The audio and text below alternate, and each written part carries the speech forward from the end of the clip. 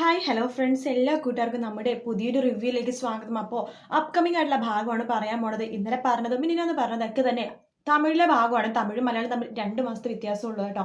പക്ഷെ എൻ്റെ ഒറിജിനൽ ലാംഗ്വേജും ഇതും തമ്മിൽ ഒരുപാട് നാളത്തെ വ്യത്യാസമുണ്ട്. അപ്പോൾ ആ ഒരു റിവ്യൂസാണ് ഞാൻ പറയുന്നത്. പക്ഷെ അതിന് മുമ്പ് ഇന്നത്തെ എപ്പിസോഡ് ജസ്റ്റ് ഒന്ന് ഓടിച്ച് പറഞ്ഞു പോകാം. അങ്ങനെ നമ്മുടെ അപർണയും അതുപോലെ തന്നെ മുത്തശ്ശി ആകെ ഞെട്ടുവാണ്. ഈ ലച്ചു പോയത് എൻട്രൻസ് പഠിക്കാനെന്ന് അറിയുമ്പോഴേക്കും അവൾക്കിട്ടൊരു പണി കൊടുക്കണമല്ലോ മോളെ എന്ന് മുത്തശ്ശി പറയുന്നുണ്ട് കേട്ടോ. അതിനുശേഷമാണെങ്കിൽ ശരൺ വക്കീലിനെ പോയി കാണുന്നുണ്ട്. വക്കീലിനോട് പറയുന്നുണ്ട്, നാളെയല്ലേ കോടതിയിൽ കേസ് വെച്ചിരിക്കുന്നത്. അതെ, ഇന്നൊരു ദിവസം അവളെ ഒന്ന് വിളിച്ചു വരുത്താവോ, എനിക്ക് വേണ്ടി ഒരു ഒത്തുതീർപ്പ് ഒരു ശ്രമിച്ചൂടെ വക്കീലിന്റെ ഫീസ് എത്രയാണെന്ന് വെച്ചാൽ അത് ഞാൻ തരും, അത് ഞാൻ മുടക്കൊന്നുമില്ല. ഇന്നൊരു ദിവസം ഒരു ദിവസത്തേക്ക് അവളെ കള്ളം പറഞ്ഞിട്ട് ഒന്ന് എൻ്റെ അടുത്തേക്ക് ഒന്ന് വിളിക്കാവോ, എനിക്ക് അമൃതില്ലാതെ ജീവിക്കാൻ പറ്റില്ല വക്കീൽ, എനിക്ക് അവളെ അത്രയ്ക്ക് ഇഷ്ടമാണ്, ഒരു പ്രാവശ്യം ഒന്ന് വിളിക്കാവോ എന്ന് ചോദിക്കണം. ശരി, ഞാൻ ശരണിന് വേണ്ടി അവളെ ഒന്ന് വിളിക്കാം എന്ന് പറയണം. അങ്ങനെ അമൃതേനെ വിളിക്കാണ് വക്കീല്. എന്തായി വക്കീലെ, നാളെയല്ലേ കോടതിയിൽ കേസ്, എല്ലാം ഓക്കെ ആണല്ലോ അല്ലേ? എല്ലാം ഓക്കെയാണ്, പക്ഷെ അതിനു മുമ്പ് എനിക്ക് അമൃതേനെ ഒന്ന് കാണണമായിരുന്നല്ലോ എന്ന് വക്കീല് പറയുമ്പോൾ, എന്തു പറ്റി, എന്തിന് പ്രശ്നമുണ്ടോ എന്ന് അമൃത ചോദിക്കുകയാണ്. പ്രശ്നമൊന്നുമല്ല, എനിക്കൊന്ന് കാണണം. ഒരു കാര്യം ചെയ്യാമോ അമൃത, ഒരു മണിക്കൂറിനുള്ളിൽ നമ്മുടെ നെഹ്റു പാർക്കിന്റെ ഫ്രണ്ടിൽ ഒന്ന് വരാമോ എന്ന് ചോദിക്കുകയാണ്. ശരി, ഞാൻ വരാമെന്ന് പറയാണ്. ശേഷമാണെന്നുണ്ടെങ്കിൽ നമ്മുടെ അമൃത നെഹ്റു പാർക്കിനോട് പോകുമ്പോഴേക്ക് ശരൺ ആയിക്കോട്ടെ അവിടെ ഉണ്ടാകുന്നത്. ശരൺ അമൃതനെ കൂട്ടിക്കൊണ്ട് കാറിൽ വക്കീലിനെ കാണാമെന്ന് പറഞ്ഞിട്ട് കയറ്റിക്കൊണ്ട് പോവാണ്. എന്നിട്ട് ആ കാഴ്ച കാണിച്ചു കൊടുക്കുകയാണ്. വേറൊന്നുമല്ല, നമ്മുടെ അജയും ഹണി റോസും സംസാരിക്കുകയാണ്. അപ്പോൾ ഇവർ തമ്മിൽ ദൂരത്തു നിന്നാണ് സംസാരിക്കുന്നത്. ശരൺ പറയുന്നുണ്ട്, നീ പറഞ്ഞല്ലോ, നീയും നിന്റെ വീട്ടുകാരൊക്കെ പറയുന്നുണ്ടല്ലോ ഞാനും ഹണി റോസും തമ്മിൽ എന്തോ ഒരു ബന്ധമുണ്ടെന്നൊക്കെ.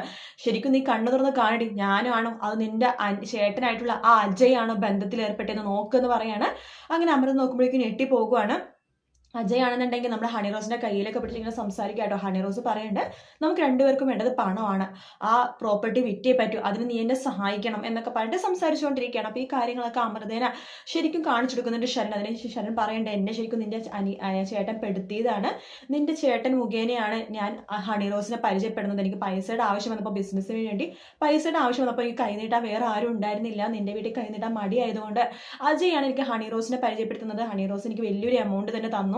അവരാണെങ്കിൽ അതിന്റെ പൈസ ചോദിക്കുമ്പോൾ എൻ്റെ കയ്യിൽ കൊടുക്കാൻ പൈസ ഇല്ല, അതുകൊണ്ടാണ് ഞാൻ അവരെടുത്ത് പൈസ ചോദിക്കാൻ വേണ്ടിയാണ് വരുന്നത്. ആ സമയത്ത് ഞാൻ അവരെ പൈസ ഇല്ല, നാളെ തരാം മറ്റന്നാൾ തരാം എന്ന് പറഞ്ഞിട്ട് ഒഴിവാക്കി വിടുമായിരുന്നു. വേറെ ഒരു ബന്ധം ഞാനും ഹണി റോസും തമ്മിൽ ഇല്ല, വേണമെങ്കിൽ നിനക്ക് അതിന്റെ എഗ്രിമെന്റും കാര്യങ്ങളൊക്കെ ഞാൻ കാണിച്ചു തരാം. ഈ അജയും ഹണി റോസും തമ്മിൽ 4 വർഷത്തെ ബന്ധമുണ്ട്, അത് എന്ത് ബന്ധമാണെന്നും എനിക്കറിയില്ല അമൃതേ, അതൊന്നും ഞാൻ അന്വേഷിക്കാനും പോയിട്ടില്ല. പിന്നെ ഒരു കാര്യം കൂടി ഞാൻ പറയാം, ഞാൻ ഈ സത്യങ്ങളൊക്കെ നിന്റെ വീട്ടിൽ വന്ന ഒരു ദിവസം പറയാൻ പോയതാണ്, വെള്ളം ഒടിച്ചിട്ട്. അന്ന് ഓർമ്മയുണ്ടോ, അജയ്ക്കായിരുന്നു എന്നെ പറഞ്ഞയക്കാൻ ധൃതി.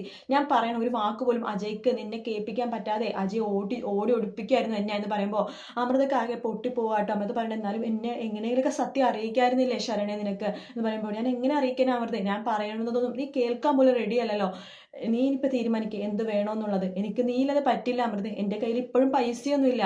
ഹണി റോസ് ഇപ്പോൾ വന്ന് എന്നിട്ട് പൈസ ചോദിച്ചാൽ അവൾക്ക് കൊടുക്കാൻ എനിക്ക് പൈസ ഇല്ല, പക്ഷെ എനിക്ക് അതിനേക്കാളും ബിസിനസ്സും പൈസനേക്കാളും വലുത് എനിക്ക് നീയാണ്.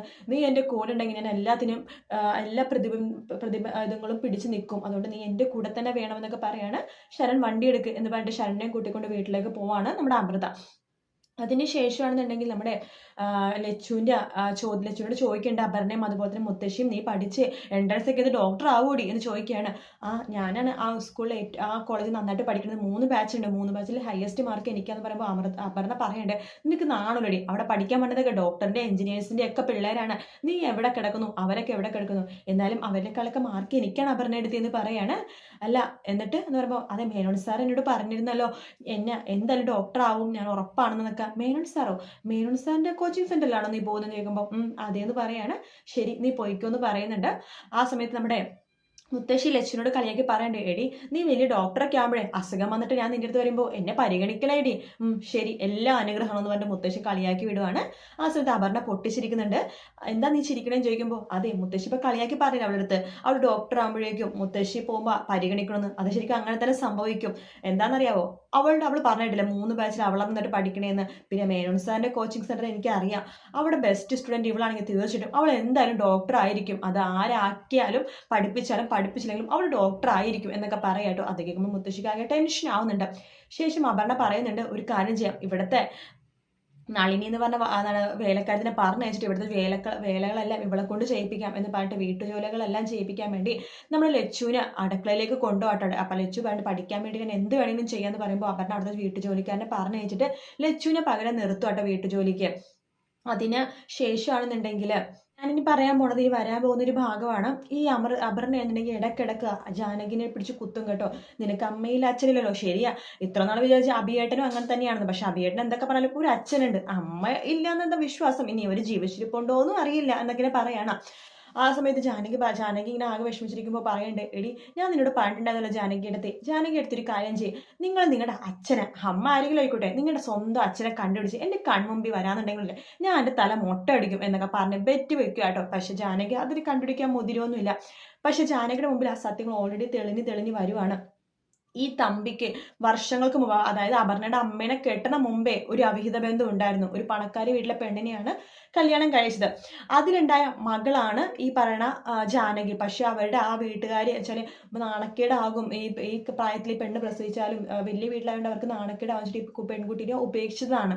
അത് ഓർഫണേജിൽ കൊണ്ട് കൊടുത്താണ്. അതിനുശേഷം ജാനകിയുടെ അമ്മ വേറെ കല്യാണം കഴിച്ചു. പിന്നെ അവർ അന്വേഷിക്കാൻ പോയിട്ടൊന്നുമില്ല, തമ്പിയും അന്വേഷിക്കാൻ പോയിട്ടൊന്നുമില്ല. ഇവർ കോളേജിൽ പഠിക്കുമ്പോൾ എന്തോ ലൈനായിട്ട് അങ്ങനെ ബന്ധമായിട്ട് ജാനകി ഉണ്ടായതാണ്.